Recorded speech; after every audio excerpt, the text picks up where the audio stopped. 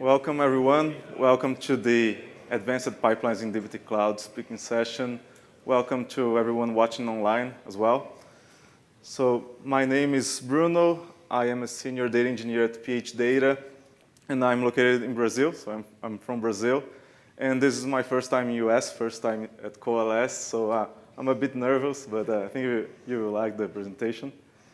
And just a fun fact, last year, Dakota and I, we earned the DBT Community Awards from DBT Labs. Yeah. Let me hand it.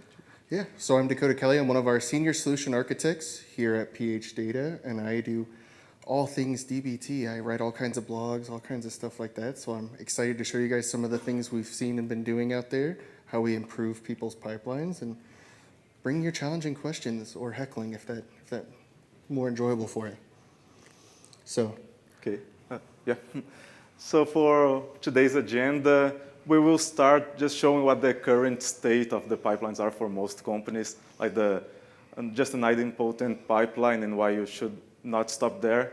And then we will make the pipelines more advanced, and they will become more like cheaper, faster, and more trustworthy. So we'll talk about source freshness runs, MCI, smart reruns, blue-green deployment, and Write-audit-publish. Maybe you know some of them, maybe you don't, but I think everyone will learn something new from today. Awesome. So what do we mean when we say don't stop at idempotency? I know that's often one of the core tenets we talk about when we're talking about DBT, because you can run and you're going to get the same run every time. Every time you run, no matter what models run, they all run in the exact same order. And that is great for us to understand what things are being transformed when. This is often how we do our regular refreshes. This allows us to just run the portion of the pipeline, no matter if there's fresh data, no matter if it needs to be run. So as these pipelines build over time, we can find with an idempotent process that we are actually introducing extra cost and extra processing behind the scenes that we need to address. And that's where we want to be aware of those things, and we want to address those, because DBT does provide ways for us to have both idempotency and stateful execution, as well as other processes. And so we're going to dive into some of those. But first, why is it important for us to even think about taking any of these steps and jumping into the next level of your pipeline?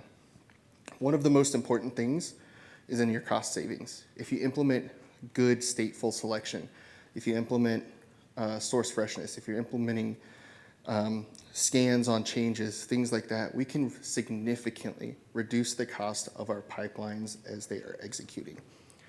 We can also, if I hit the right button, build trust as we build out things like Write-audit-publish and blue-green deployments. We can focus on making sure that these pipelines can be trusted and that we're not accidentally releasing an error-prone data set after the fact.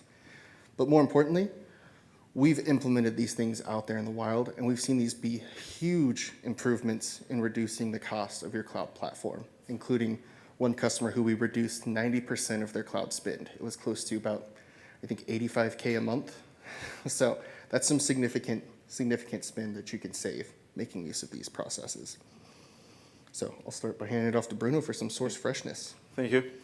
So first thing you can make to optimize a bit your pipeline is what we call source freshness runs. So, okay, Dakota talked about regular refresh pipelines. So they run every day or every hour and schedule you want.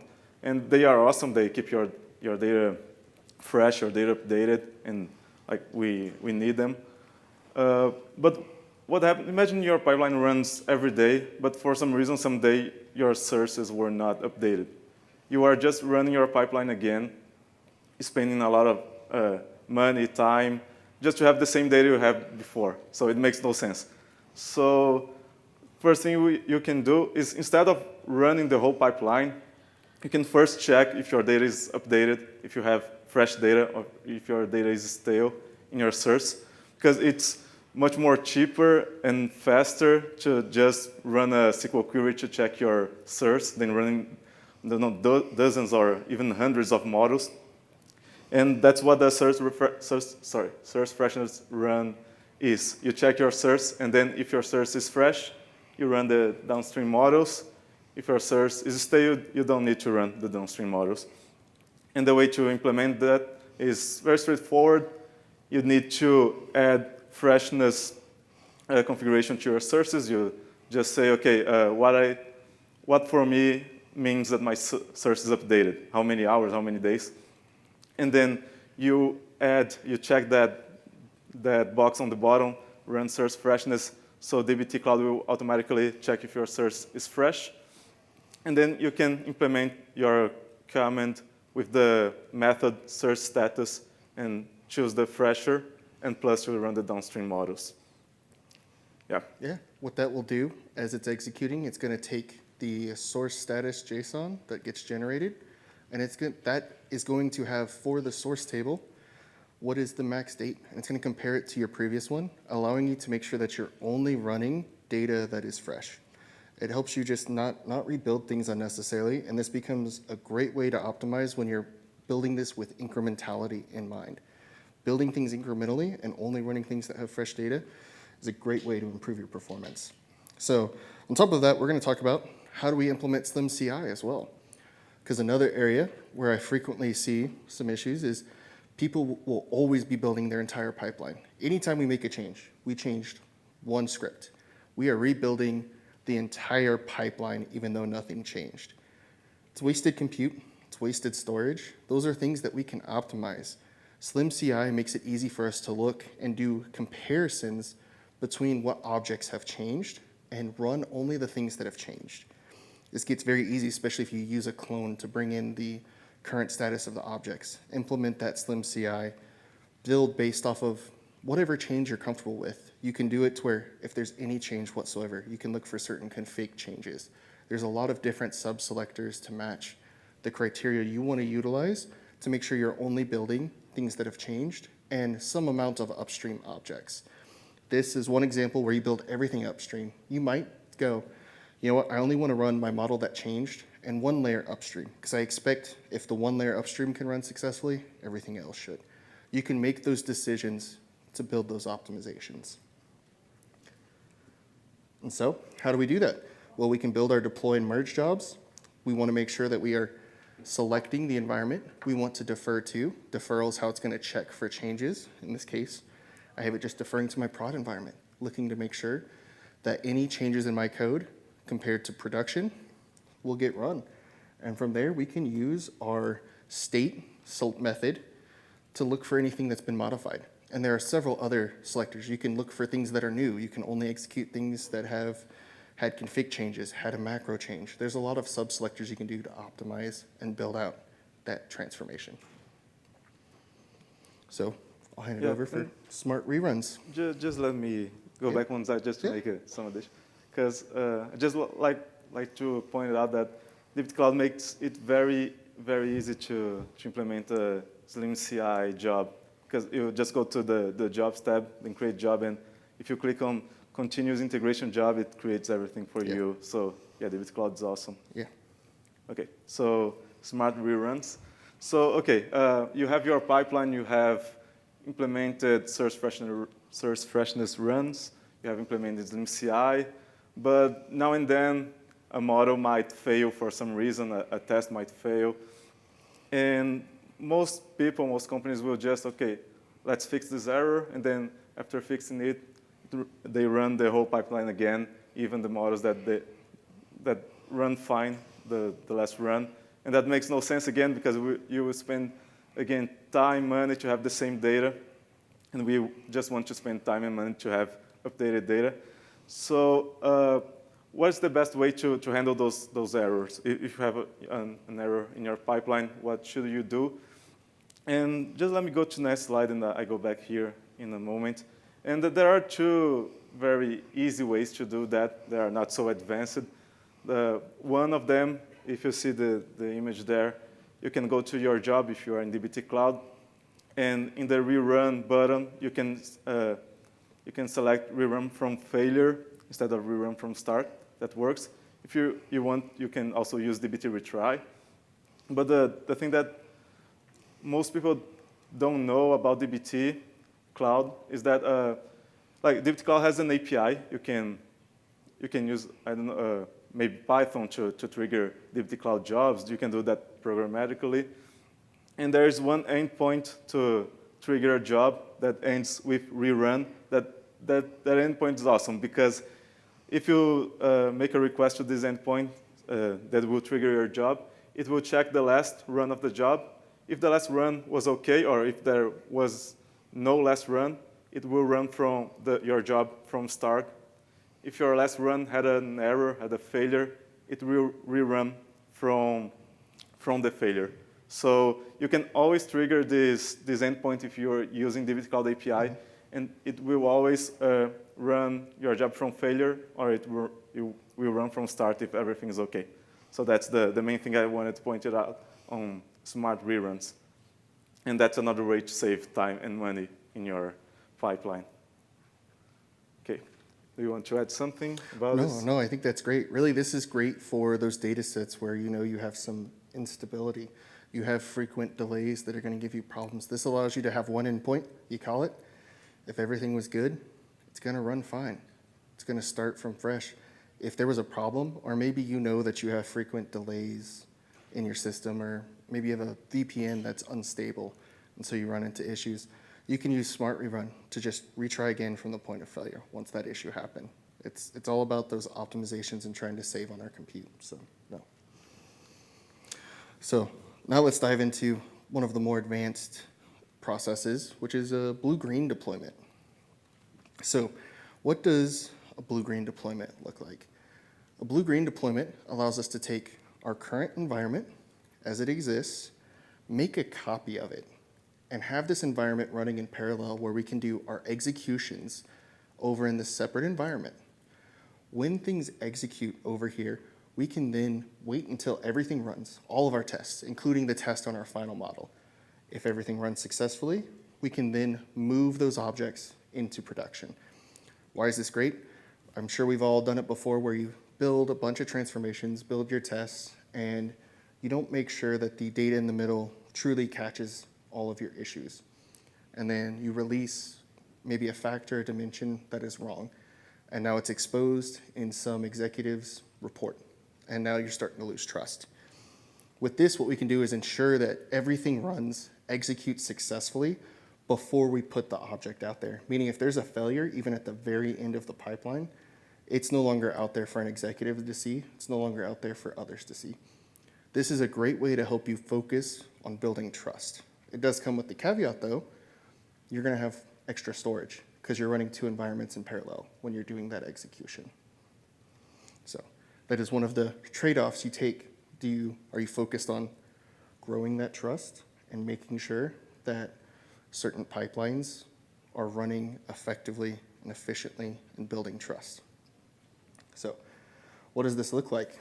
For a blue-green deployment, you might be cloning a production environment into, say, a test or a blue environment, a green environment, whatever you want to call it. You're then going to build whatever portion of your pipeline you need to. You can build those off of tags, off of other things.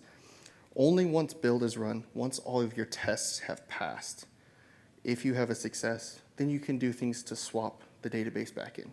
You could also use clone again from the production environment to pull from this parallel environment into production. You could do that. You can use, if you're in Snowflake, switch statements to bring those objects back into production once they're ready and once they've been built.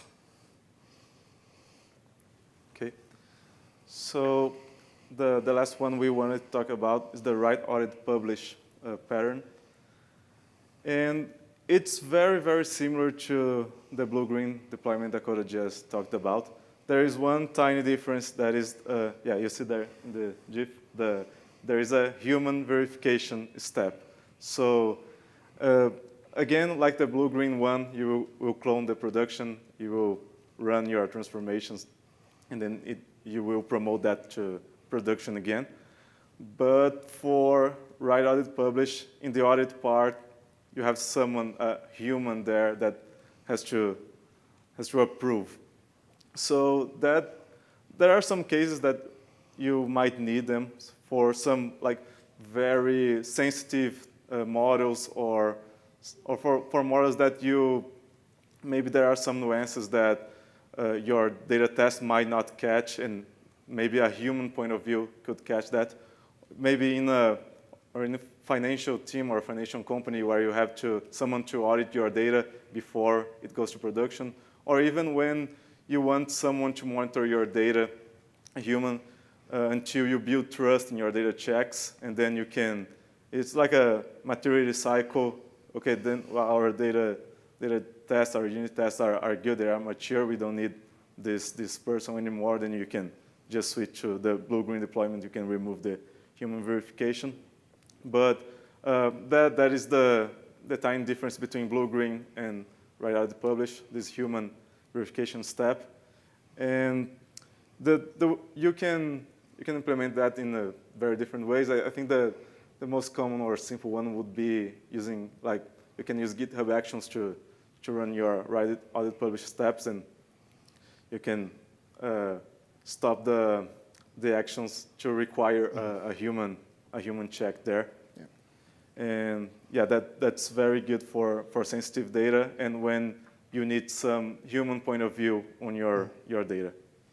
Yeah, very much so. You build these, often when I see these getting built or when we're building these, you're building that approval step in your Git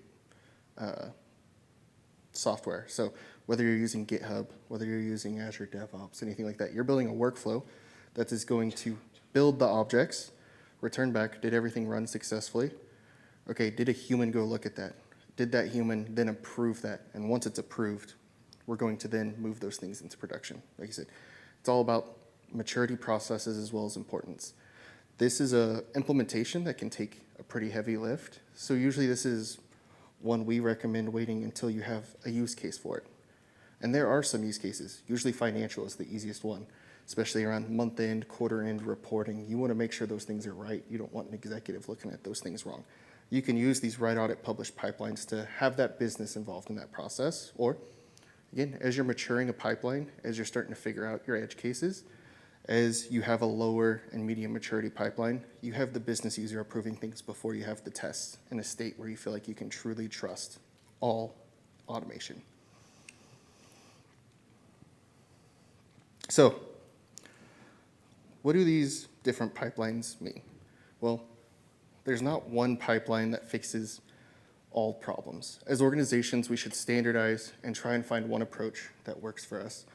But we're going to have edge cases that we need to be able to accommodate. And there's a myriad of different ways to improve, to optimize, to make things more dynamic, and to bring those stateful selections. So my big thing is to come at these problems with empathy and with solutions, having these tools in your back pocket when you need to break them out. Is it worth building a blue-green deployment for an HR report that it's okay if it just gets refreshed at the end of the day? Probably not. That's probably going to be a heavy lift versus some report used by executives to drive decisions. We want to make sure that there's good trust there. Come to those different teams, understand that for the vast majority of your organization, you might be able to stick with just source freshness tests, but you might have others that are going to need more of those blue-green or those write-audit-publish pipelines. There's going to be very different needs for each line of business, and while we should standardize, we should also be open to the fact that there might be edge cases. So, with that, we would love to open it up for any questions from anyone. Here, online. We got a microphone coming to you real quick.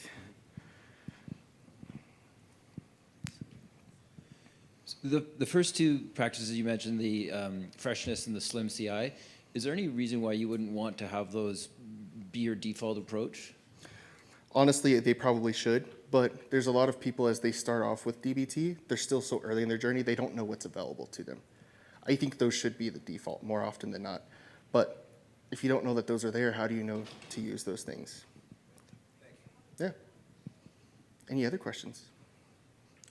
Sorry. Yeah. So we've had a lot of success with Slim CI, but one thing that we haven't really been able to figure out how to get past easily is when one person makes a change on a very long-running model and another person makes a change on a very short-running model, and they both those merge jobs are running at once, they both try to build both things, if that makes sense. Do you have any thoughts about that? Those, to me, come down to the Git workflow and your branching strategy. you want to find the strategy that's going to best enable that for you. And there's many different branching strategies and processes that you can implement. And each one's going to be different. Some are going to have longer release cycles. So people are going to have code waiting for longer, but it's all going to go at once. If you're focused on delivering quickly, you want things implemented quickly, you're going to have that exact sort of issue where as soon as someone opens up a pull request, everyone's stuff is running at the same time. And you can have 2 pull requests executing in that manner. That really comes down to which problem bothers you more, slowing down my delivery velocity or waiting a little bit longer for one of my models while keeping the highest velocity possible. Yeah. So the question I have is, when you were showing about blue-green deployment and the audit, what is the difference for SlimCI? Because as I view it, they seem very similar, right? SlimCI runs it, I can see everything runs successfully, so it looks good, let's go ahead, versus blue-green. You can actually use SlimCI as a part of that. So let's say you have source freshness tests, and you can still have a blue-green where you have a separate environment that is pulling from the same set of sources that your production environment would be, but it's going to pull them into this separate environment in parallel. The benefit you get is because everyone's reports are pointing to that blue deployment, which hasn't had any changes happen to it. You can still run a source freshness as an example and implement those sort of CI optimizations in that green environment. And that could be the right case, and that's where you can sometimes see an improvement in both performance and trust. That's when you can get both. Yeah. Hi, thank you for a great presentation. I have a question regarding the blue-green deployment as well. You mentioned the swap step, but can you elaborate a little bit on the details, how you do that? That's going to depend on your data platform. So some platforms like Snowflake allows you to implement a swap command. And what you would say is, I want to swap this table or this schema with another one. And it will move all those objects and just change what's there. That's going to be very platform dependent. Not every platform implements those features. That's why in other cases you might lean more towards the clone step versus the swap step. Depends on what's supported within your platform. Continue talking about blue-green deployments. How does it scale on like dozens of teams? It really depends more about the size of the project than the number of teams. At the end of the day, you're cloning some objects. If you have very efficient cloning, that's not usually the problem. The problem is the objects that you're building. And again, that's where is the lift to build a blue-green for every team worth it? You might have a handful of teams where it's worth it, and the rest of your teams are fine with just a source freshness game. You want to weigh that cost-benefit analysis. Am I going to lose trust and lose team members by not having a blue-green? Okay, maybe those handful of teams should have it. That's where you want to pick and choose based on who's actually got data driving business value that's going to be worth those extra lift. As for blue-green, we're all focused on blue-green now. Is the notion, especially as a previous question kind of related it to SlimCI and source freshness, efficiencies, is the notion that you continue to hold on to that green environment, and say like every day you're running your models, you are just refreshing your green and then swapping it to blue. Now you've got green as your old. Is that the notion that you're not destroying the environment every time? It can depend. I've seen both. I've seen both where you keep the green environment around for a short stint of time, maybe an hour. Let's say you have a daily refresh job. Let's say everything runs successfully. You've swapped it out. You're keeping it around for an hour just in case there's a catastrophic error that none of us caught and we need to swap to an old version of production. After an hour, we tear it down. Others like to keep that environment up in perpetuity and do what you talked about. That's going to depend on your appetite for keeping that environment around permanently or letting it just be created as you need it. I'm going to keep the theme of asking about blue-green deployments. Let's go. If you choose to adopt blue-green deployments or write-audit-publish, does your entire pipeline have to follow that, your entire project and the database and everything? Or can you say just a selection of my pipeline should follow this pattern, so it's only the highest priority? I think that depends on the whole mono repo versus data mesh setup. What I usually recommend is let's get to a multi-repo and do it at a team level where it makes sense. Now, sometimes you're in a monorepo, you have one team that needs to do that, and your data team's not big enough to really justify multiple repositories. You can, because you can use all the same selectors you would. So what I would recommend in that scenario is make sure you're appropriately tagging your project to make it effective to be able to do that. If you're not tagging appropriately, that's going to become a nightmare. I actually have a question about the source freshness. So is it possible to implement some kind of retrying strategies in dbt Cloud? Because in my use case, we kick off the pipelines at midnight, and say I expect the source to be fresh at 2 a.m., and it failed. It doesn't arrive, but if I wait another hour or 2 hours, the data will come. But I won't wake up in the middle of the night to re-trigger the pipeline. Yeah, So, you can. You would do that programmatically, where I've done those sort of activities in the past. You're going to build a Python script that's going to call that rerun endpoint, like we talked about. And that rerun endpoint's pointing to a job that has those sort of source freshness scans. What you would then do is parse the response that came back. You might even fetch some metadata and find out, why did it fail? Did it fail because source is a little bit late and it's the middle of the night and I don't want to wake up my engineers? I'm gonna put this thread to sleep for whatever time amount you're comfortable with, and then I'm gonna retry. However, if you see model failures, then you go, okay, let's send off a message to PagerDuty or whatever your ops process is, assuming you want to alert people. You might not. You might be like, you know what, I'm gonna send an email and let them address it in the morning. You would define that, but that becomes a part of that process when you implement that in, say, like an Airflow or something like that. Yeah. Thank you. The freshness one is new to me. We used to be lineage-based jobs when we would set it up, so that it would just be anything that was upstream would run all of its dependencies. So when you said, you know, you could kick it off again with the API, then it'll only run what's necessary. What we found, though, was that there were huge tables having to get rebuilt every single time when we really just needed freshness in different parts of the table, right? And so to avoid that, we set up custom tags for how often we wanted to run it, but it's removed a lot of the functionality that we want. Yeah, I guess like for rerunning, doing the freshness, understanding the upstream dependencies within our jobs. Curious what your thoughts on that. You know, does freshness actually, you know, help in that setup? You think it does if you're making sure to build incrementally? Because it sounds like you guys are building everything like a full refresh whenever there's fresh data. Is that what's happening, or? Yeah, sorry. We do for some of those big tables. Yeah, like sessionization. But if you do your sessionization pipeline all the way up, we really only need to know what the sessions were for the previous day by channel. But there's a lot of spend data that we need, more in real time, sales, and we marry that over to the sessions information. And some of it builds into the sessions as well for those jobs.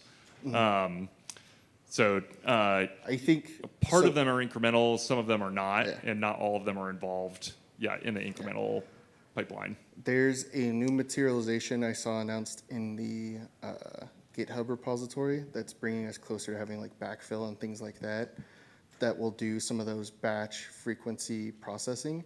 I would love to see that tried in your scenario to see if that gets you the best of both worlds, of being able to utilize those batches and process a certain percentage of your data set based on the frequency of freshness. That would be the first thing I would tackle, is taking a look if that solves your problem. Yeah. Any other questions? Hello. So I also have a question about freshness. So it's a little bit complex. If we need much more, let's say, complex procedure to check for freshness of the source, let's say not to go to the source directly, but to use some metadata that is written somewhere else. So imagine you have a ETL, which is outside of dbt, writing millions of records, and we need to check that every single batch is okay. Instead of going to these millions of records, we can check the batches table, let's say. So, but it is outside even of database of the project. So I just wanted to ask if you have some thoughts about it. So there have actually been some updates to source freshness. Source freshness used to have to scan the table and go get the latest value of a field. Source freshness can now also scan the metadata if your database supports that. Again, so this is going to be platform specific, but think Snowflake supports the metadata of what files have processed. Has there been a file processed more recently since my last load. You can set up source freshness to do those sort of things within Snowflake, but again, that's going to depend on your particular platform. If you have an extremely customized process where you need to then go fetch something, you would probably want to use that in combination with helping build a dynamic DAG. You would process some, let's say you have a set of tables that are controlling everything that fed in. You might process some information from that, use that to update your selection criteria. Yeah. All right, I have a general question around the deployment testing strategies. Sometimes some of the jobs that you're running are pretty big, and to have a duplicated environment running huge pipelines is quite costly. So one thought I had recently was the ability to sample your data sets and have that sample keys be ran throughout your entire pipeline, because you're only trying to test the logic. Yeah. Have you ever done anything like that, and have you had success with that? And how did you ensure that all the models use the same sampling keys and things of that nature? So I think this is going to be our last question. We're almost out of time here, but I will wrap this up really quick. Yes, we've done that. We've implemented those sort of things. You do run into issues with primary keys, foreign keys, potentially getting broken. But more importantly, that same update where I talked about the batch, micro batch processing, it actually includes being able to do those sort of scans for your testing, to where you can start doing smaller samples. There's a config coming with that same update. So now you don't have to go build a custom macro and then throw it in all your all your tables. It's now a part of the system. Awesome.